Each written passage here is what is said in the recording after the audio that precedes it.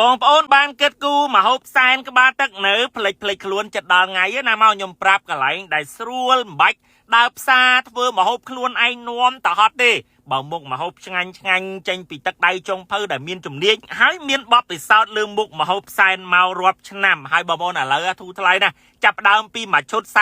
$48ឡើងទេបងប្អូនកំងទៅបានហើយសម្រាប់បងប្អូនបើ50នាក់ដំបងដែលទេកក់គឺហ្វ្រីការដឹកជញ្ជូនបងប្អូនកំងឈុតធំ2ថែមទាខ្វៃមួយក្បាលភ្លាមអាចកំងជាមួយនឹងជ្រូកខ្វៃទាខ្វៃឬក៏ទាផាក់លើឬក៏បងប្អូនបើអាចកំងលក្ខណៈមួយមុខបាទយើងអាចជ្រើសរើសបានតាមចំណង់ចំណូលចិត្តបងប្អូនដែលអាចយកទៅធ្វើការសែនបានហើយការរៀបចំឆ្នាំនេះខ្ញុំអាចនិយាយបានថាប្រណិតនិយាយទៅតាក់ទាញការរៀបចំមកទាំងសុភ័ណភាពទាំងអនាម័យផ្ដល់ជូនសម្រាប់បងប្អូននិយាយទៅគឺអត់ខ្ចោះនិយាយដល់ស្មោះត្រង់ការរៀបចំប៉ុណ្ណេះលុយនិយាយទៅសម្រាប់បងប្អូនយកទៅធ្វើការដាក់សែនហុងស៊ុយតែម្ដងសម្រាប់ការសែនបាទក្បាលទឹកឆ្នាំនេះហើយបញ្ជាក់ជូនសម្រាប់បាទឈុតសែនក្បាលទឹកគឺចាប់ផ្ដើមពី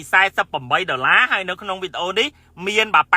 $88មាន$168និង$188ដូចដែលខ្ញុំបានបង្ហាញអញ្ចឹងសម្រាប់បងប្អូនកំងអាឈុតធំមានការហ្វ្រីជូនជាមួយនឹងបាទទាខ្វៃដូចដែលបានបង្ហាញពីខាងដើមដូចគ្នាដែរហើយបើងាកទៅនិយាយពីរសជាតិវិញបងប្អូនខ្ញុំសុំនិយាយថាឆ្ងាញ់មែនតើណាដោយសារតែចុងភៅគាត់មានជំនាញខ្ញុំញ៉ាំមករាប់ឆ្នាំខ្ញុំក៏ធ្លាប់ចេញជីវីដេអូច្រើនលើកច្រើនសារដូចបាទចាប់ឆាយឆ្នាំងភ្លើងនេះក្តៅធម្មតាបងប្អូនយើងសែនហើយយើងក៏ត្រូវតែពិសាជួបជុំជាមួយនឹងគ្រួសារដែរម្ល៉េះហើយយើងត្រូវបានរសជាតិដែលឆ្ងាញ់វាត្រូវមាត់ទៀតណាបងប្អូនក្តៅនិយាយពីទំន